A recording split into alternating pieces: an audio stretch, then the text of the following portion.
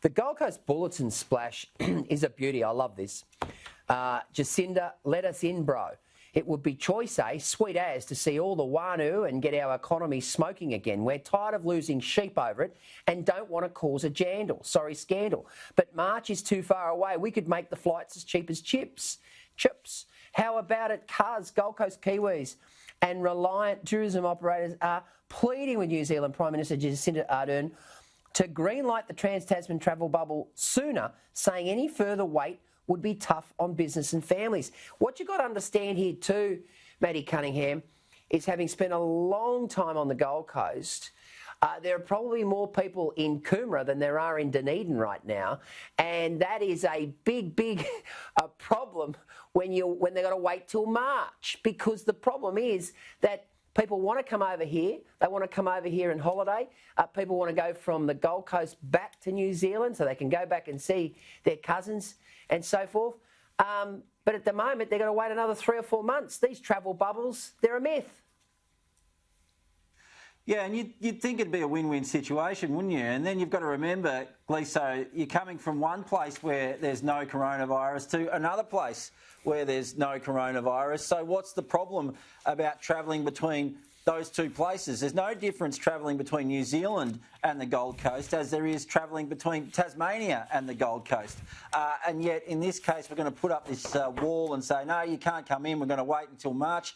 I think the biggest problem with all of this the whole way through, Gleeson, is that there's never been any set rules put in place as to when things get lifted and when things get put in place, as to, when borders go up and when borders go down. And that's why you end up with the travel industry, people who want to see their families at Christmas, they're up in arms because they don't understand the rules, because basically there are no rules. It's just politicians making stuff up as they go. And I think there needs to be more clarity around how these decisions are being made.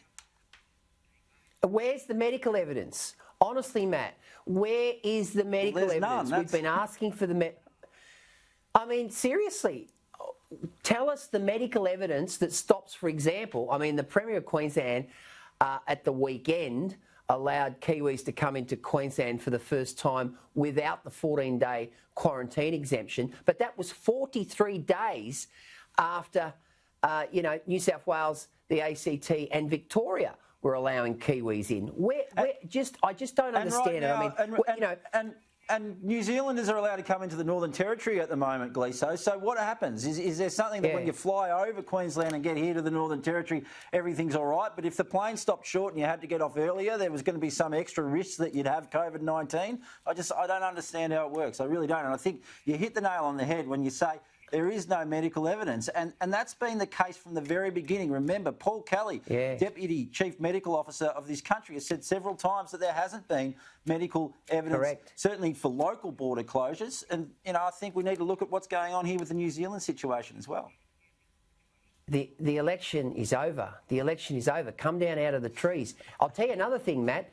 Professor Paul Kelly, he is Australia's preeminent epidemiologist. He sits on 2 World Health Organisation infectious disease boards or committees. No one knows more. Since March, he's been saying, keep the borders open, keep the borders open. But anyway, it's a popular thing for state and territory leaders to keep their borders closed.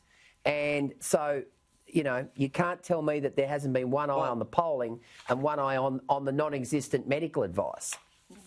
Anyway, well, it's already won 4 elections if you include New Zealand, Gleeson. Exactly. 4 elections. 4 elections. ACT, NT, Queensland, New Zealand. Yep, and McGowan's $1.10. He'll have to fall under a bus. Marshall will get back. Morrison's a certainty. You can understand where they're coming from. Maybe we're the mugs, Maddie. Maybe we're the mugs.